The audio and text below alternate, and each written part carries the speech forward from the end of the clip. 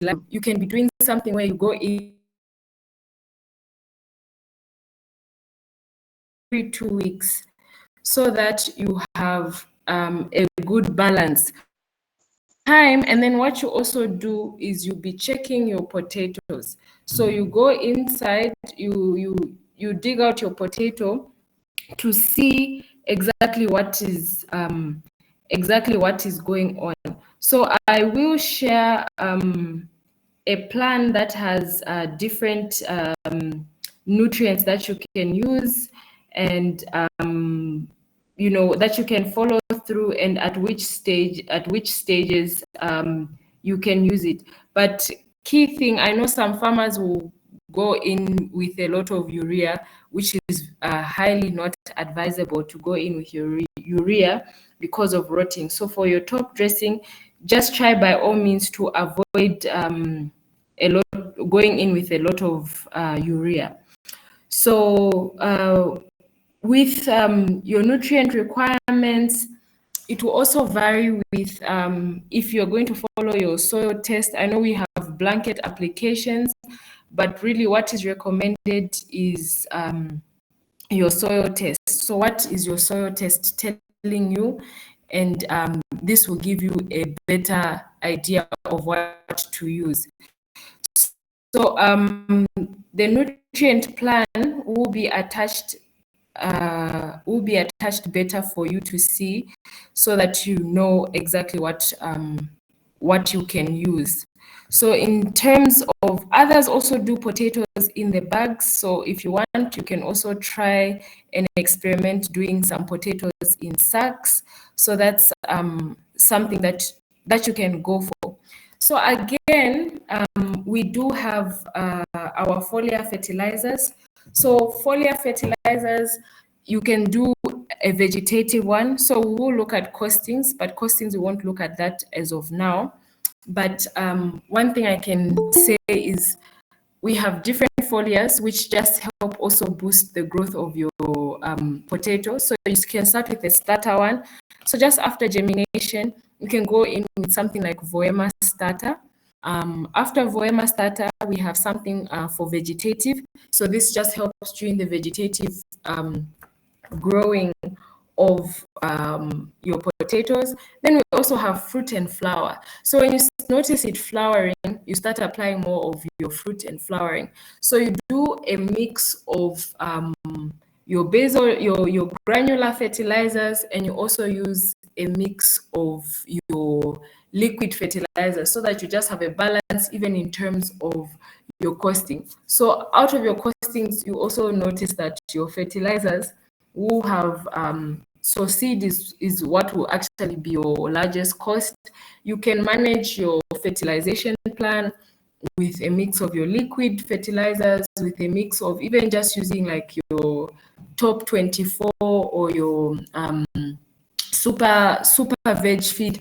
So also where you source your fertilizers, another alternative key is if you go to ETG, you tell them I want to grow potato, they can give you roughly what you can use. If you go to for example Yara, they have specific fertilizers. You go to Omnia, those advise these are the ones you can go for.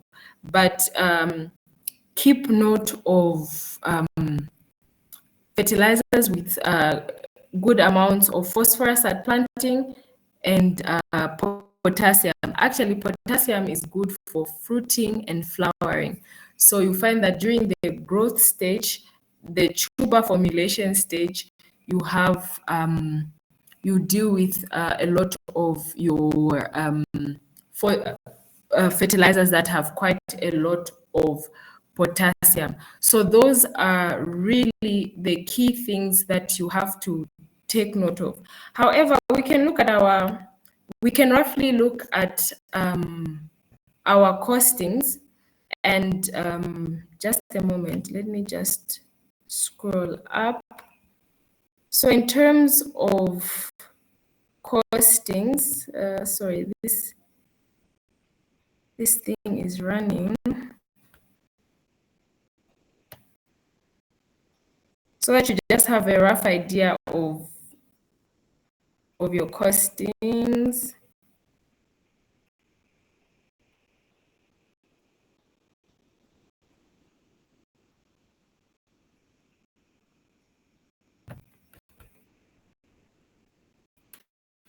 Okay, just a second.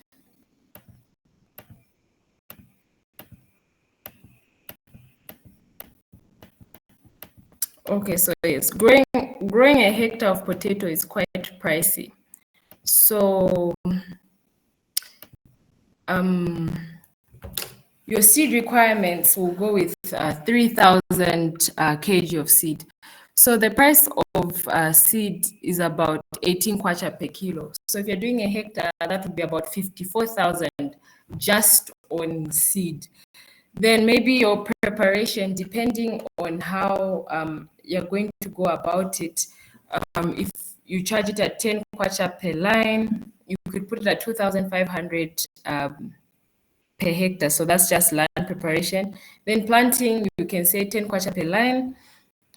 So that comes about 1,100. And then weeding, you can also put it at 10 kwacha a line because that's about a hectare. So roughly, if you're doing frequent weeding, your cost will come to about 2,200 for like your whole field. Then if it's use of chemicals, it would also be close to about 2,000 kwacha. Then for your fertilizers, your basal dressing, you need about 9 bags. So that will come to about 10,800 kwacha. Your top dressing, you spend roughly about 17,000 kwacha on that. So it's applied in phases and you need a total of 17 bags, so spaced in 3 applications. And you'll be able to notice. That's why soil testing is important, because these are just blanket recommendations. They don't do much for you, in the sense that you can be over applying a fertilizer when you don't need it, or maybe you're under applying something. So test and know, and it will just give you a rough way. Maybe your soils already have a lot of potassium and you don't need to go in with that much fertilizer. So you can already see that fertilizer is quite costly, but your biggest cost in potato production is your cost of seed. So your foliar spray, so from your starter, vegetative and flowering, you use about 2,900. So give take, we say 3,000. Then your chemical control, 5,000. Insecticides, about two.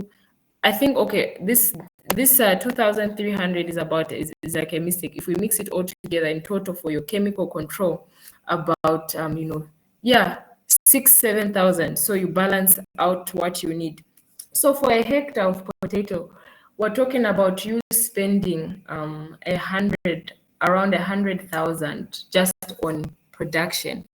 However, you can find ways to try and drop your costs, and where you can try to drop your costs is managing your fertilization plan, because seed is kind of like fixed, but really where you need to manage majority of your costs is here at fertilizers. See a way if you can test, try and just balance it out. But this is roughly what you need in a hectare.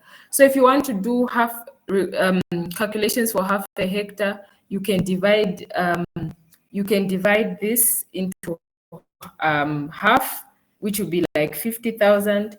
And then if you just want to do like a 25 by 25, you get about a fourth of the cost, 0.25 by 100,000. So that could give you about about a lima.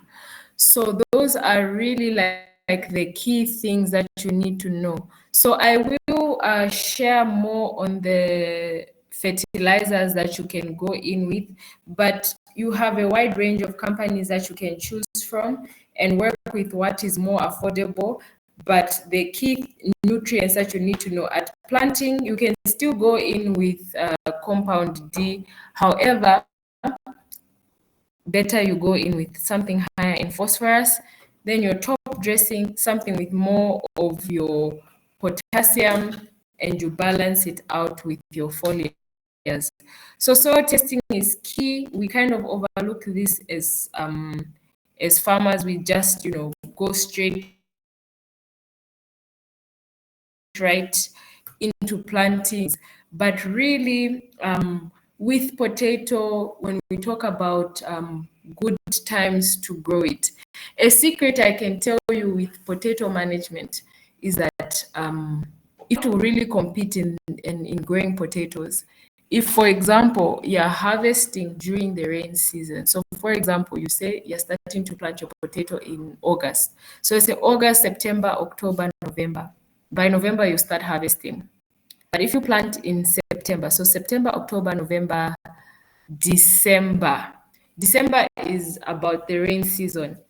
Commercial farmers always struggle. That's why you notice the price of potatoes spikes, especially during the rain season, being that these commercial guys cannot go in with their machinery. It's going to get stuck. So it gives chance for, medium to smallholder farmers who are harvesting by hand to harvest their potato. So you notice that around that time, around Christmas period, demand for potato is always high, and that is really the key. So if you're going to plant your potato in September, you are assured of having very good prices during the festive period due to that factor that I've mentioned. So you notice that around this time, the prices of your potatoes do drop because there's quite a lot of it on the market. Then again, when the rain season farmers, these the guys in Chirundu, not Chirundu, where do you call this? 10 Park area, Chikankata rather, yes, Chikankata. When those farmers plant the rain-fed one, you find a lot of it is flooded on the market, and they usually do the rain-fed one. So they'll start their planting by December. So December, January, February, March, there's quite a lot of potato on the market. Even right now, the prices are not as high. So timing is also very key. You can make very good money from potato because it's a crop that is sold in bulk. It's even for a farmer, for example, you're a farmer that is sort of doesn't have a lot of time on your hands. I would advise you to go for things like your potato, your onion. In terms of management, you can actually monitor theft. Crops like tomatoes, rape, leafy vegetables, you can't really manage theft because you're also not really able to tell, did they harvest, did they not harvest? But with potato, when you say we're harvesting this number of lines, you're there, you're bagging this number of bags, you're there, you're able to watch it, you're able to see how much you get from it. So ridging, another practice that I mentioned that is very key. So ridging, you notice it will be a practice that you have to also include in your course, which I did not include here, where you now start bringing the soil, where you're now raising your potato beds. So that's a practice that you have to include, that people have to do manually. But if you have machinery, you can do it. So 60 tons. So with high yielding potatoes, we said the maximum you can get 50, 60 tons per hectare. So that's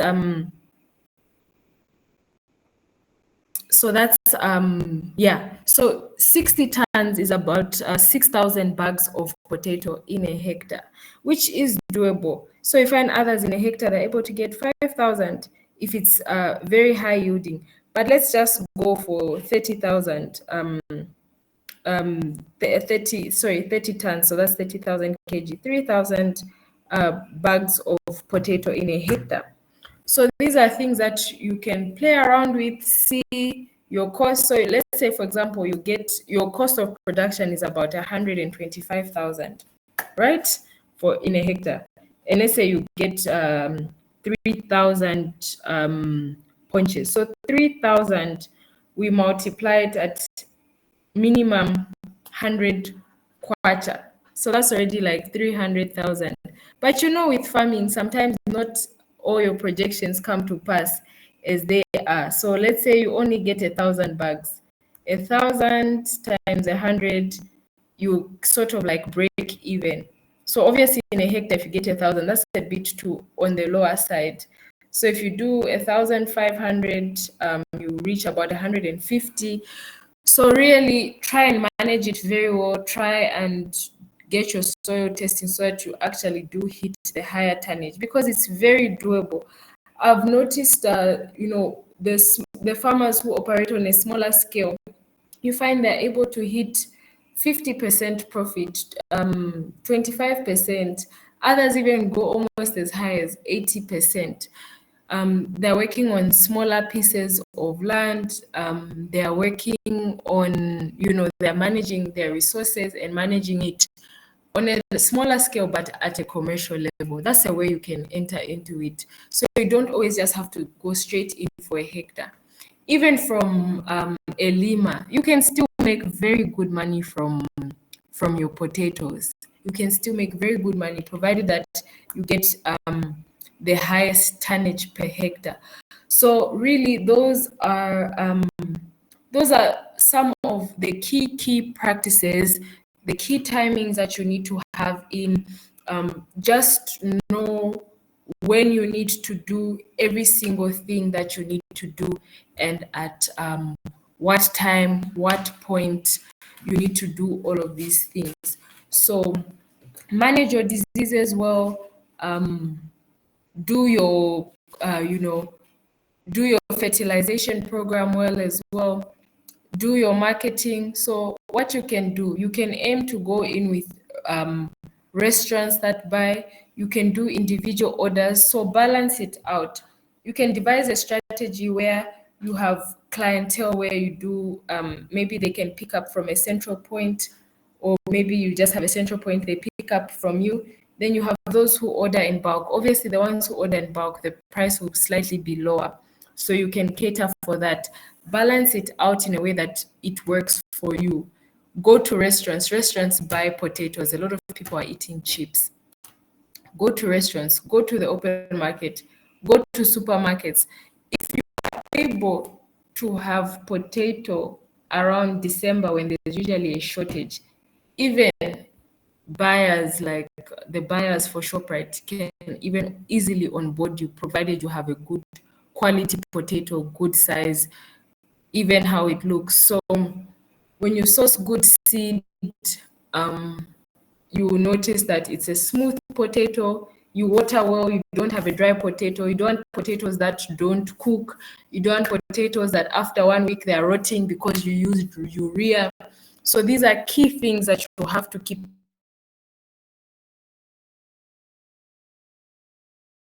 in as you do your potatoes. But in a 100 to 3,000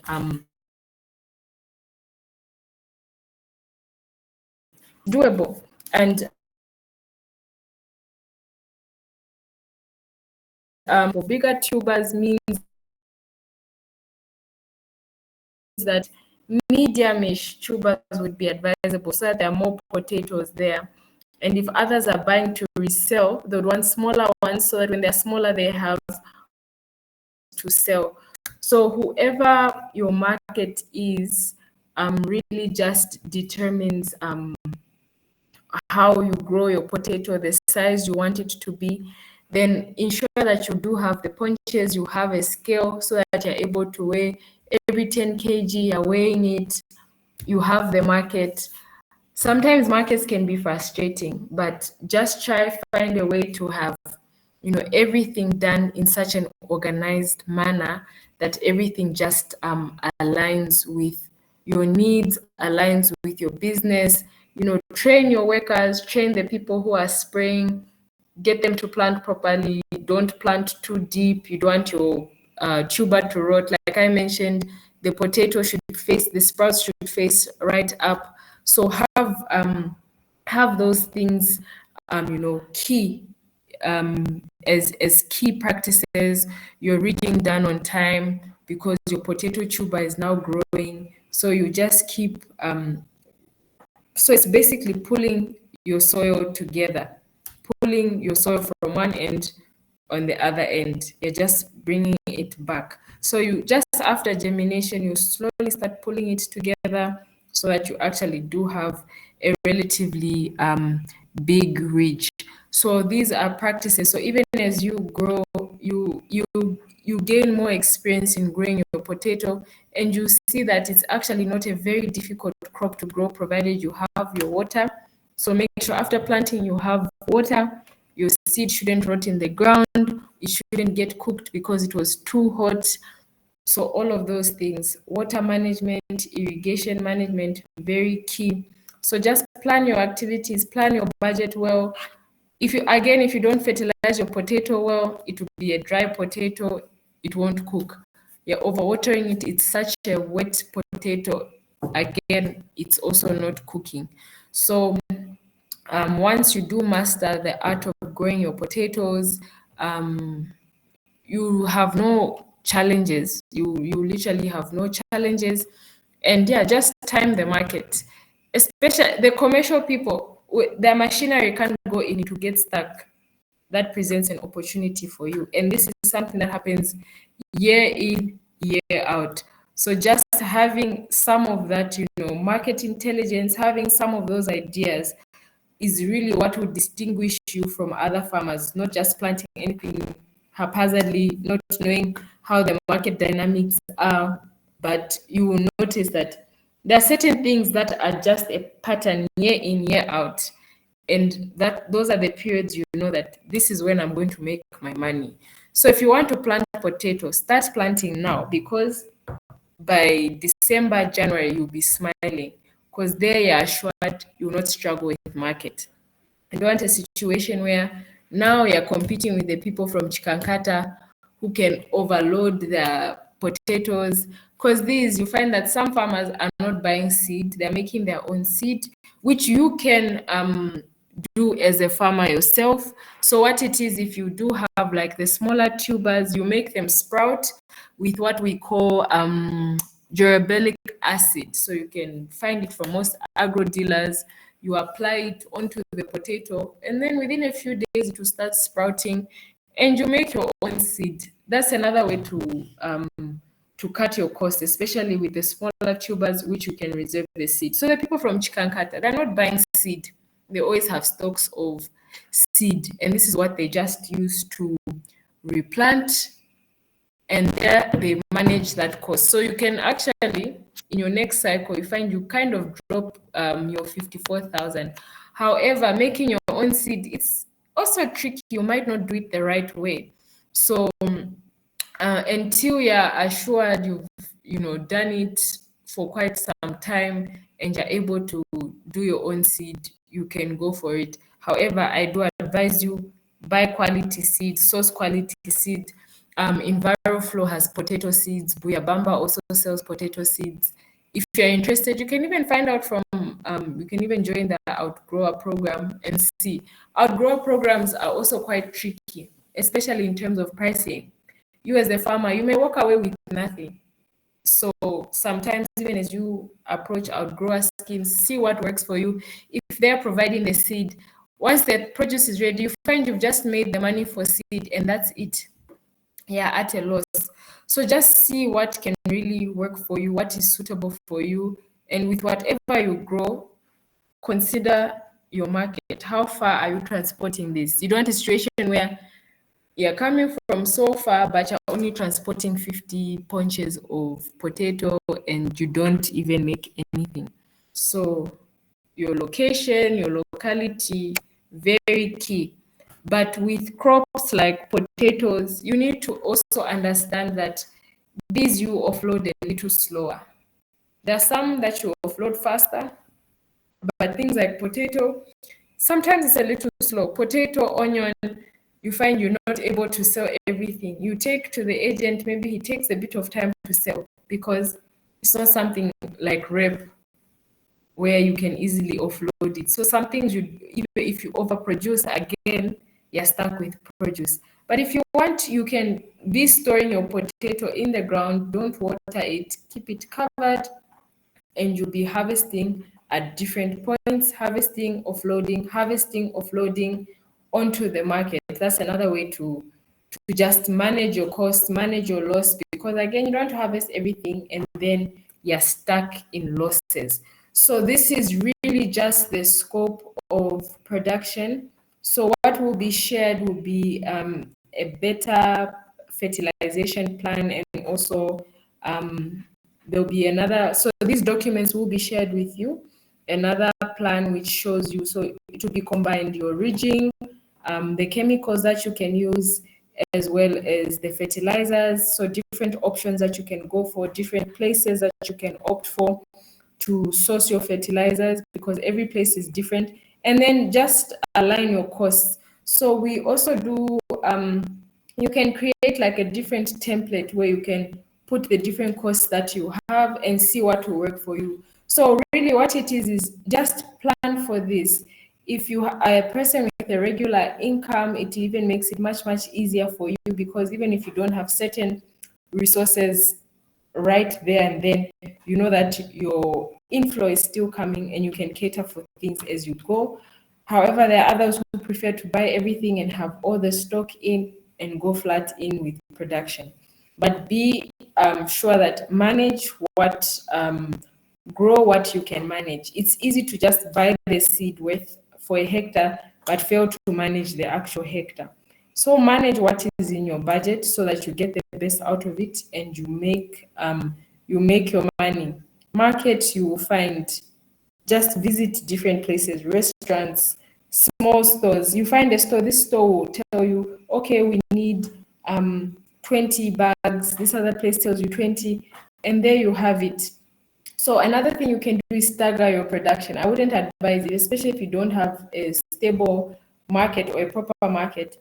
You can split your field into lima blocks. If you want, you can even go slightly smaller than limas. Maybe you target, like you do 20 lines or 15 lines, just like that. And that's what you're harvesting.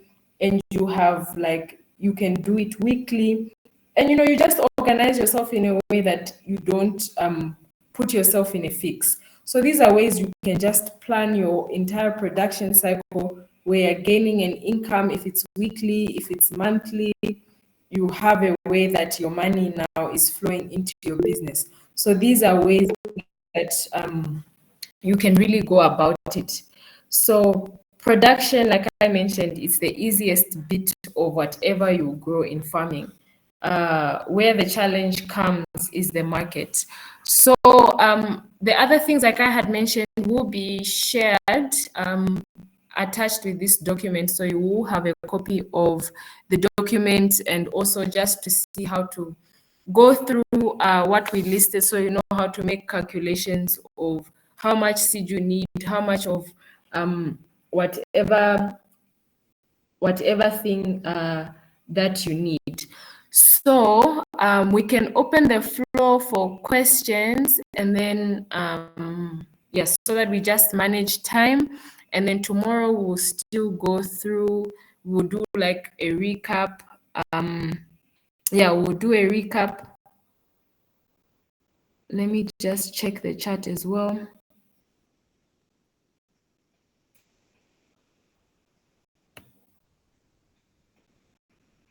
So this presentation is just potato, but some of the things I said apply for both. So this presentation is just for potato, and then we'll look at onion tomorrow.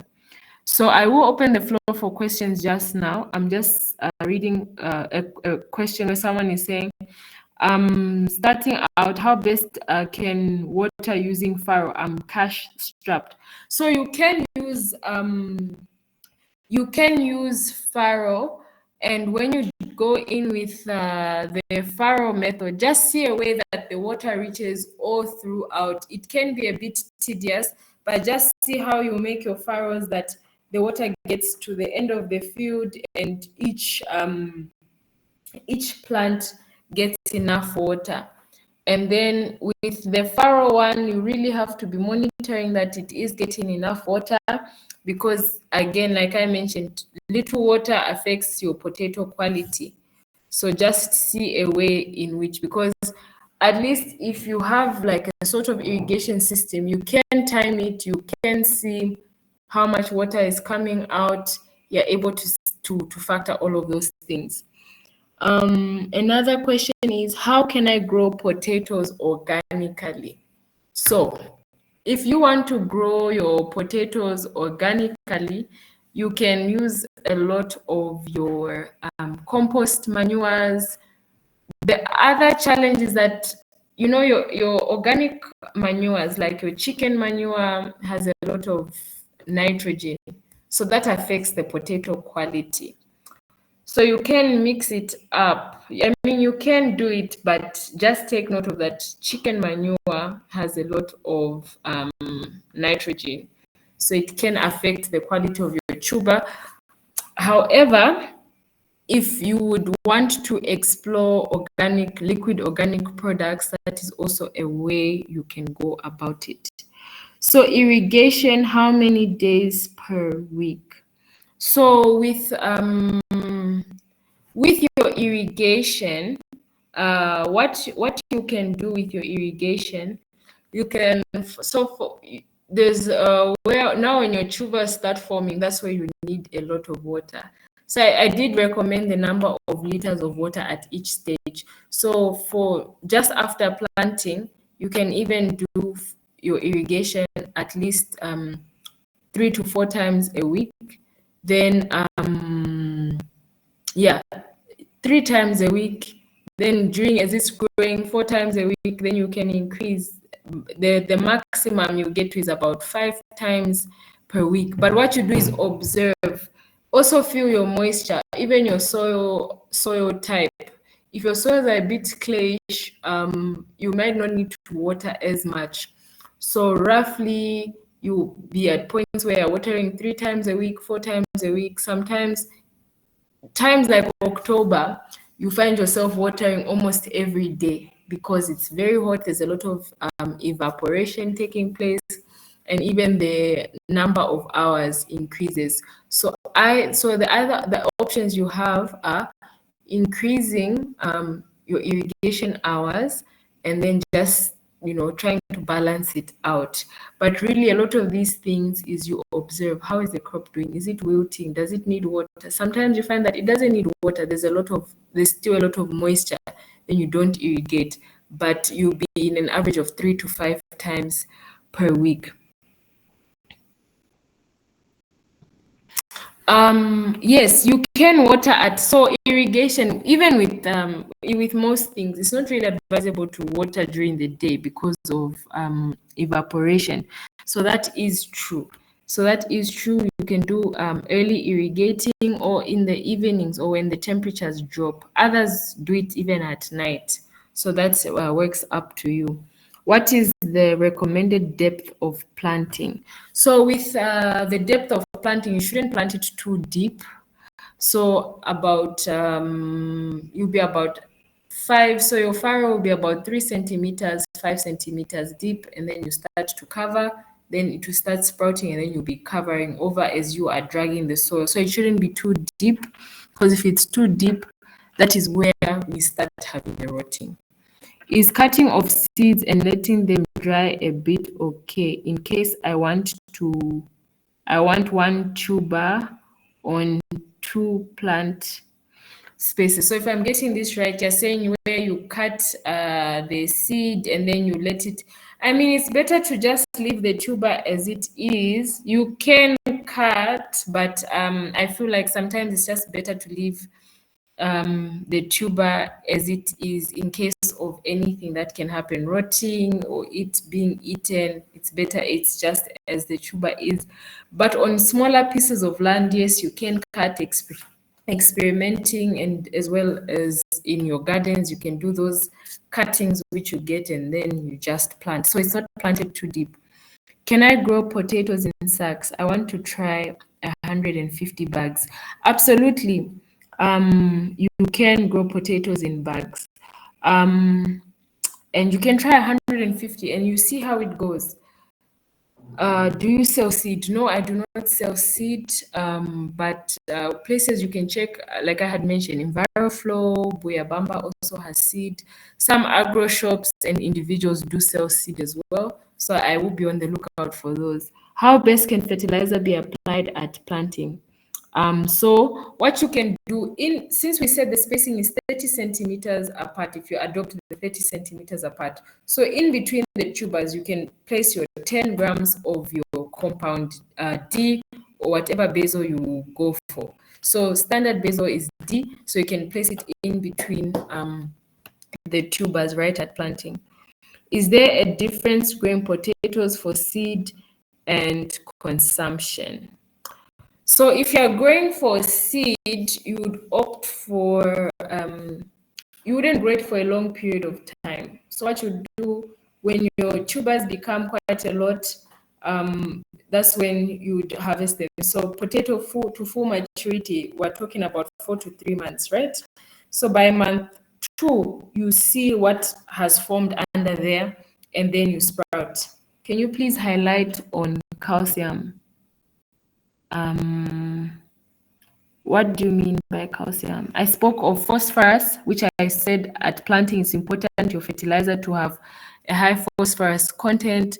Potassium, especially during the growing part, you look for fertilizers with high potassium content, especially when it's during tuber formation and even foliars. I think that's what I mentioned. Then when I spoke of nitrogen fertilizers that actually cause rotting, was what I had mentioned. So can you please emphasize the point you made on the advantage of having medium-sized potatoes rather than large ones? Okay. So with this point, I was talking in the sense of like the open market. So you find that buyers on the open market, for example, let's say it's a marketeer, when she tanticas or she puts on her stand, she wants more potatoes in the punch. So she'd rather opt for smaller to medium potatoes packed than larger ones. Because if she has larger ones, she'll only be able to put 3 and then maybe another heap of 3. But if she can do multiple smaller heaps, that works for her. But in the chain stores, that's where you find the bigger size potatoes. So that's what I was saying. Depending on who like your main market is, but if it's for people, restaurants, for chips, for grocery stores, the big to medium potatoes are most perfect. So that's what I meant to say. So what should one have for medium? So for medium spacing, you can opt for the 25 to 30. But if you tighten it very much, you go to about 20-20. So that's where you have the smaller size tuber. So for seed, you can even go for 20. Can you share the schedule 1 for fertilization, spraying? Okay, yes. Okay, what I'll do for the next one, I'm going to add this. The spraying schedule, you just have to interchange chemicals. And like I said, depending on the time of the year, you see disease pressure, pest pressure, but twice a week should be your schedule for spraying. Then I'll also share the fertilization intervals with you in the document that will follow.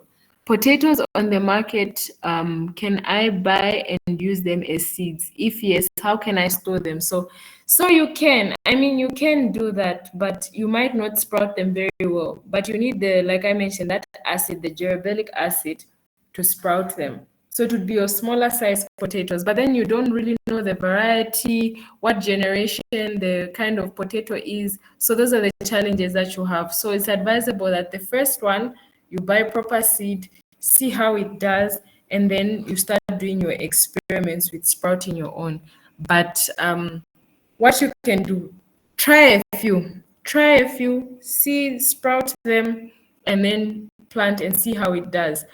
But like I mentioned, the Chikankata farmers, their costs are cut down straight on seed. They don't even spend this much on seed because they make their own seed. I don't know if we have any other questions.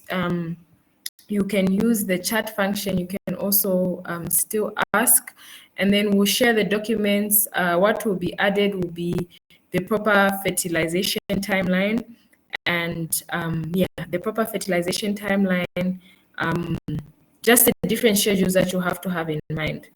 I have winter maize. Can I rotate with potatoes? Absolutely, you can rotate with potatoes. I'm using drip. Is urea left?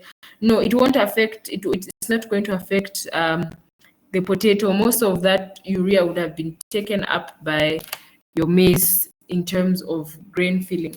Do you offer potatoes training for potato seedlings? I do not offer training for potato seedlings, but like with the insight that I've given, it it gives you an idea of how you can sprout your seed. So gerabelic acid, I'll type it out. I'll put that in the other thing for how to sprout seed, so that you have a very good idea of it. Can I water using hosepipe because I have a well? Yes, you can. The key here is that water should just reach your plant. Water should reach your plant. That is key.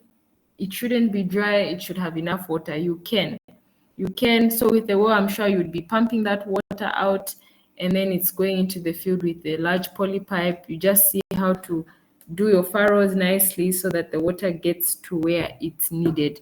So all of these things are doable. Really work with what you have. Start with where you are. You can make money from potatoes even on a smaller portion. The output from potato compared to the output from rep on the small portion of land is different. So sometimes it's even better you opt for your potato or your onion, because you can get substantial amounts on small pieces. I can tell you of just even like a small garden, how much onion you can get even just from a small portion of land that you probably just intended for home consumption, which you end up overselling. So even utilizing smaller pieces of land does go a very long way. So I don't know if there are any other questions. Please use to be specific.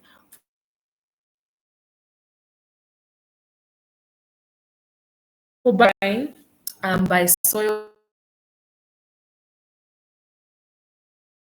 craft, farmers who want to enter into regenerative, how the maize is doing. So it's inorganic. You're still using your normal fertilizers, but with the supplementation of these products. And then you reach a point that you stop heavily relying, so there's a transition. So it's something that I just recently started using and seeing how it's going to work. So does seed size matter? Usually potato seeds are not very big. They're usually on the smaller side. So it's better if they're smaller. Even issues of rotting and spacing are covered. So usually your potato seeds are small. Not a dumb question, but when spraying, do you aim for the soil or the leaves? No, this is absolutely not a dumb question. We are all learning here. We aim for the leaves. You only aim for the soil if, for example, you're doing a nematicide, or maybe there's just something going wrong in your soil. So, for example, let's say you have noticed that there's some rotting taking place in the ground on your plant. You can spray in the ground. So when you spray in the ground, we do what is called drenching. Yeah, we do what is called drenching. Here in Choma selling potatoes, but mostly we have problems with people saying Buyabamba potatoes rot faster than Chikankata. How best can I grow potatoes like Chikankata farmers? So the Chikankata farmers, most of them are growing Sagita.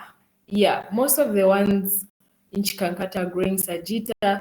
And I think with the Buyabamba ones, it's probably also due to how people are doing their fertilization. With the Chikankata people, they're really on minimal fertilization management. So you find that their potatoes are firmer, even watering, they don't overwater. So what you can do, you can try and limit how you overput. But the key is in terms of urea. If you don't put too much urea, if you don't put too much urea, you won't have that issue of your potatoes rotting. So just in terms of foliar, in terms of dressing, don't go for something with urea. Which irrigation system is best for potatoes? So drip is ideal, and sometimes even an overhead sprinkle. But remember, we spoke of diseases, so drip would be the best right on the plant, and you're good to go. How can I store my potatoes for a long time? So you can leave them in the soil. That's actually the best way. So can you top dress with CAN? So CAN is calcium ammonium nitrate. So just a second, how much nitrogen does CAN have? Let me just counter check. Just a second. Does CAN have? I'm just confirming the. So okay. CAN wouldn't be very ideal as a top. I mean, you can use it, but it has about 26% nitrogen. Yeah, it has 26. It wouldn't be advisable to go in with a lot of CAN. I mean, you can use it, but especially at point of CAN is okay at CAN is okay at point of what do you call this? At point of vegetative growth, you can use your CAN and then opt for something else. Why we are trying to avoid nitrogen, right? Yes, we're trying to avoid too much nitrogen, especially at tuber formation towards the time it's getting ready. So the best is, yes, you can. So you can rotate with soybeans, but towards tuber formation, you don't go in directly with ureas.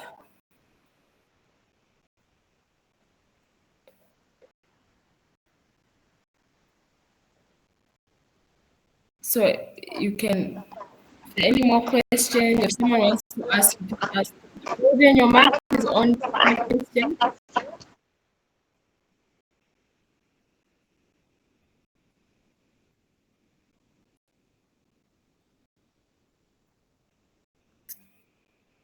So yes, the chat is still open. I will put in a proper plan which you can see which fertilizers you can go for.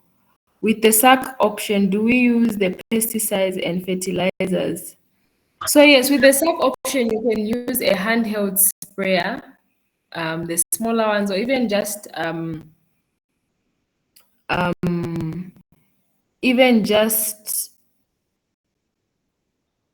okay, sorry, I'm just reading another question. Yeah, you can use the handheld sprayer or the knapsack the same way. With the fertilization, it will still be like the same way. However, whenever you're fertilizing a crop, you put it on the side, like about 5 centimeters from the plant, and cover it. So even in the sack, you do the same thing. I hear some farmers use inoculant instead of gibberellic acid. Okay, that one is new. I've not heard of it. It's actually my first time I'm hearing of it. But it's, I mean, there's time to experiment, but with the acid, that one is like almost straightforward. You get the results because inoculant helps you when you inoculate your seeds. You're basically helping your crop trap nitrogen from the atmosphere. That's why we use inoculant. You're trying to help your soya beans or whatever or your beans trap nitrogen from the atmosphere. So it's new, which I'm hearing of. So my sample said I must apply DAP 311 kg per hectare, MOP 328 kg per hectare, top CAN 99 kg per hectare. So if your soil sample advised you this for a particular crop, then it's advisable you go with what it has said. So you can even see what is here. The quite a lot of there's a lot of phosphorus advising, and then can you can even see 99 kg, which is not as much. So whatever the soil sample recommends, you go for it. Let's see, how do I spray Foret in the soil? So Foret you can spray just right after planting. You drench it into the soil. So you make the mixture, then they drench it into the soil. Others do apply it direct, like the powder itself. So those are the two options that you can go for. Or the person just passes with it, like just after planting, they just apply it on top. Which one is more profitable, onion or potatoes? I'm kind of stuck trying to pick one for my 1 hectare. So really, it depends on the time you plant this. There's a moment where onions are not expensive, they are very cheap. Then towards the cold season, the price of onions is like 250 a punch. So if you want to do it now, I would advise you to go for your potato now so that you target December. Then around December, after you've harvested, you can do your onion nurseries so that by the time it's cold season, you've hit the good prices for your onion. That's how I would advise you to look at that. Can I use cow manure? You can use cow manure, but you don't know the exact proportions of it, but you can use it. Is it fair to assume the proportions you used in the budget for a hectare are the same for a smaller? Yes, roughly, give, take roughly. So what you can do for for half a hectare, you divide this by half. For 0.5, you do 0.25 of the cost of production it will give you for like a 0.25 area. So you can work around with that, or you see how many lines you want to do and then work around the costs in that way. That can help you. Where is Mount Makulu? So Mount Makulu is Chilanga area. Would you recommend individual farmer who are selling potato seed readiness seeds now in readiness for? Wait, is this question saying would I recommend an individual, just an individual farmer selling seeds in readiness for planting? If you feel like their seed is good or they've been having good yields, you can go for it. But what you can do first, you can try some of it so you don't do a large portion. Can I do crop rotation, onion and potatoes? Absolutely, you can. In your next presentation, please include a planting timetable. Okay, so I'll add that to what is remaining to send you people so that you have an idea. How do you apply manure? So if you're going for chicken manure, make sure it is aged manure. So if you buy chicken manure from a poultry, leave it out for 2 weeks to mature. Then once it has matured, you can apply it, but you bury it. Don't put it on the leaves of the plant to avoid it from scorching your plant.